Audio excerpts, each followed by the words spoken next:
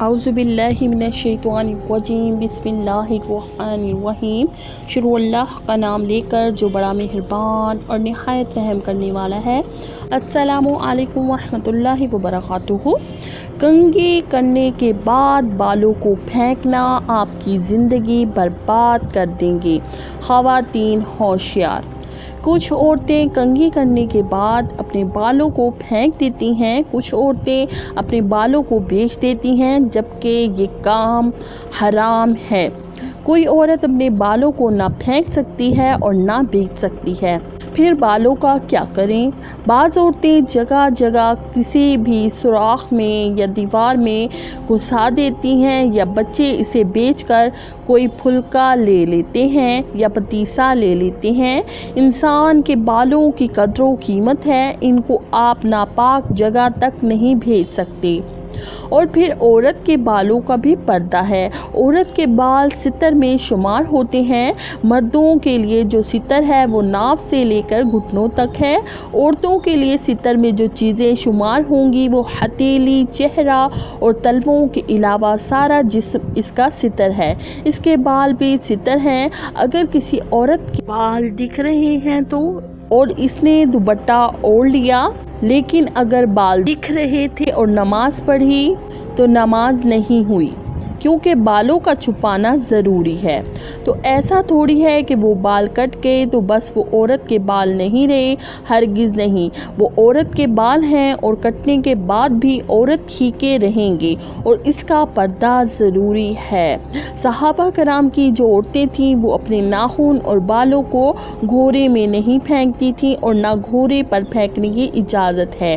تو بالوں کا بیچنا جائز نہیں ہے، حرام ہے۔ پھر اس سے مصنوعی بال بنائے جاتے ہیں اور پھر وہ لوگوں کو بیچے جاتے ہیں، تو یہ جائز نہیں ہے۔ اور کوئی عورت اپنے بالوں کو کاٹ کر دے، کٹوا کر دے، یا وہ کنگھی سے جھڑ کر آئیں اور ان بالوں کو بیچا جائے، وہ مردوں کے ہاتھوں میں آئیں، تو یہ حرام ہے، جائز نہیں ہے۔ شریعت نے اس چیز سے منع کیا ہے۔ تو اب سوال یہ پیدا ہوتا ہے کہ ان بالوں کا کیا کریں، ان بالوں کا کیا کرنا چاہیے؟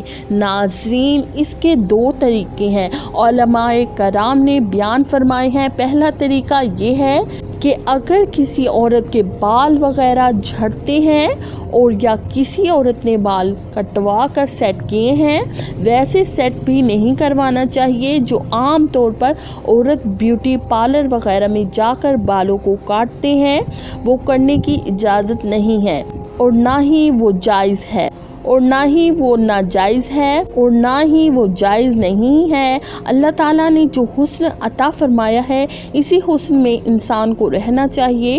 ناظرین، عورتیں بال کٹوا کر سمجھتی ہیں ہم خوبصورت لگ رہی ہیں، جبکہ حقیقت یہ ہے کہ بال ہی عورتوں کی خوبصورتی ہے۔ جنت میں اللہ تعالیٰ نے جو چیزیں رکھی ہیں وہ خوبصورت رکھی ہیں۔ حوروں کو اللہ تعالیٰ نے جنت میں رکھا ہے، اور قرآن مقدس میں فرمایا ہے کہ وہ حوریں جو خیموں میں ہوں گی، ان کے بالوں کو جب ذکر آتا ہے تو ان کی چوٹیاں پاؤں کے تلے سے ملتی ہیں، یعنی پیروں کے ٹخنوں تک جاتی ہیں، اور اتنی لمبی ان کی چوٹیاں ہیں۔ تو اگر بال کٹوا کر خوبصورتی ہوتی تو اللہ تعالیٰ جنت میں حوروں کو وہ بال عطا کیوں فرماتا؟ داڑھی میں اگر حسن نہ ہوتا تو اللہ تعالیٰ اپنے نبی صلی اللہ علیہ وآلہ وسلم اور تمام انبیاء علیہ السلام کو داڑھی کیوں دیتا؟ کیونکہ خوبصورتی داڑھی میں ہے، خوبصورتی لمبے بالوں میں ہے۔ مسئلہ یہ ہے کہ پھر بھی انہیں خوبصورتی نظر نہیں آ رہی، اور پھر عورتیں بال چھوٹے کروا کر مردوں کے مشابہ ہو جاتی ہیں، جو کہ سخت گناہ ہے۔ بڑے بڑے گناہ جن پر سخت عذاب کی وعیدیں آئی ہیں، ان میں سب سے بڑا گناہ ہے عورتوں کو مردوں کی صورت اختیار کرنا۔ بالوں کو کم کر لیا، چھوٹا کر لیا، یہ مردوں کی صورت نہیں ہے، تو پھر اور کیا ہے؟ مردوں کو بال چھوٹے رکھنا چاہیے، عورتوں کو بال لمبے رکھنا چاہیے۔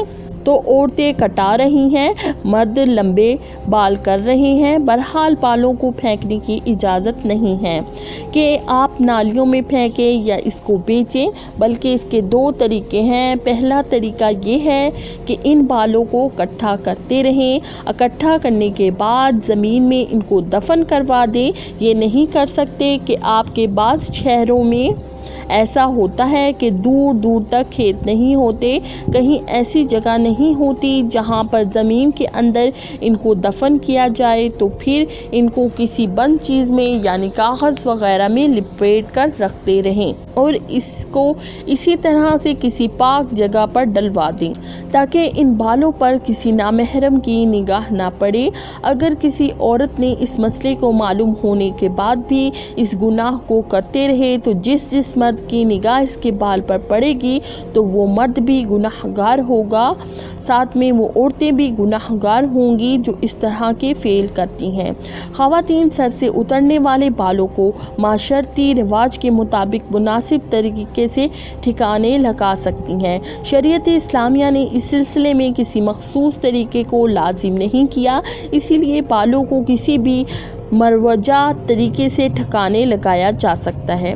اگر بالوں کے عطیات جمع کرنے والے ادارے ان بالوں سے جلنے یا کینسر سمیت کسی کی بھی وجہ سے بال ختم ہو جانے والوں کے لیے اختیار کریں اور یہ ادارے قابل اعتماد بھی ہوں تو انہیں بالوں کا عطیہ کیا جا سکتا ہے۔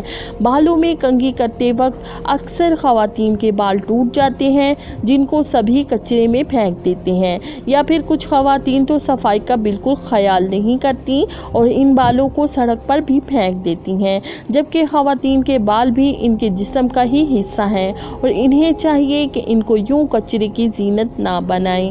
ایسے میں کسی خواتین نے مفتی طارق مسعود سے سوال کیا کہ خواتین کو اپنے ٹوٹے ہوئے بالوں کو کہاں پھینکنا چاہیے۔ اس کے جواب میں انہوں نے بتایا کہ واضح رہے، خواتین کے بالوں کو جمع کر کے کوڑے والا یا تو پارلر میں بیچ دیتا ہے یا پھر کسی بڑے سیلون یا وگ بنانے والی کمپنیوں کو بیچ دیتے ہیں، لہٰذا اپنے بالوں کو کسی کاغذ میں اس طرح لپیٹ کر پھینکیں کہ وہ قابل استعمال نہ رہیں۔ اللہ رب العالمین سے دعا ہے اللہ تبارک و تعالی تمام عورتوں کو، خواتین کو، مردوں کو رسول اللہ صلی اللہ علیہ وسلم کے بتائے ہوئے طریقوں پر عمل کرنے کی توفیق عطا فرمائے، آمین۔